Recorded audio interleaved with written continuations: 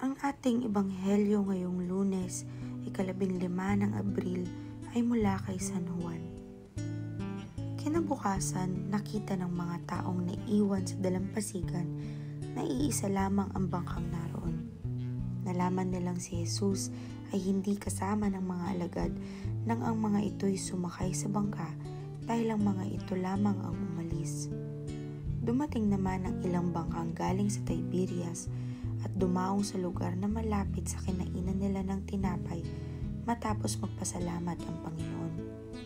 Kaya't nang makita nilang wala roon si Jesus at ang kanyang mga alagad, sila'y sumakay sa mga bangka at pumunta sa Capernaum upang hanapin si Jesus. Nang makita nila si Jesus sa ibayo ng lawa, siya'y tinanong nila, "Guro, kailan pa kayo rito?" Sumagot si Jesus, "Totoo ang sinasabi kong ito. Hinahanap ninyo ako, hindi dahil sa mga himalang nakita ninyo, kundi dahil nakakain kayo ng tinapay at nabusog. Huwag ang pagkain nasisira ang inyong pagsikapang kamtan, kundi ang pagkain hindi nasisira na nagbibigay ng buhay na walang hanggan. Iyan ang ibibigay sa inyo ng anak ng tao, sapagkat ipinapakita ng Diyos Ama na siya ang may ganitong karapatan." Kaya't siya'y tinanong nila, "Ano po ang dapat naming gawin upang aming matupad ang ipinapagawa ng Diyos?" "Ito ang ipinapagawa sa inyo ng Diyos. Sumampalataya kayo sa sinugo niya." Tugon ni Jesus. Ang mabuting balita ng Panginoon. Ang nagsulat ng ating Faithful Reflection ngayong araw ay si Brother Celton Sindo ng Hand of the Sower Catholic Community. Christian ka ba? Malamang ito ang gustong itanong ni Jesus sa lahat ng mga taong sa kanya'y buntot ng buntot.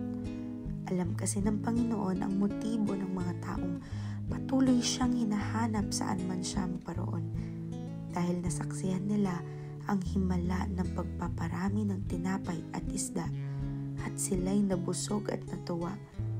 Tunay ngang sila ang mga unang Christian, mga taong inuuna lagi ang tiyan. Kaya pinagwikaan sila ng Panginoon. Huwag ang pagkain nasisira ang inyong pagsikapang kamtan, kundi ang pagkain hindi nasisira na nagbibigay ng buhay na walang hanggan. Iyan ang ibibigay sa inyo ng anak ng tao, sapagkat ipinapakita ng Diyos Ama na siya ang may ganitong karapatan. Ito lamang ang nais ipunto ni Jesus sa Ebanghelyo. Sa akin kayo dapat magutom, sa akin kayo dapat mauhaw. Ako lamang ang makatutugon sa lahat ng inyong hinahanap-hanap sa buhay. Ginugol noon ni San Agustin ang kanyang kabataan sa iba't ibang uri ng makamundong pamumuhay. Ngunit sa kabila nito, dama pa rin niya na walang kabuluhan ang kanyang pagkatao. Hanggang sumapit ang itinakdang panahon ng kanyang conversion at sa kanyang confessions na kanyang akda, ganito ang kanyang naging pahayag. "Nilikha mo kami para sa iyong sarili, O Panginoon, at ang aming mga puso ay hindi mapapalagay hanggang napapalagay sa iyong mga kamay.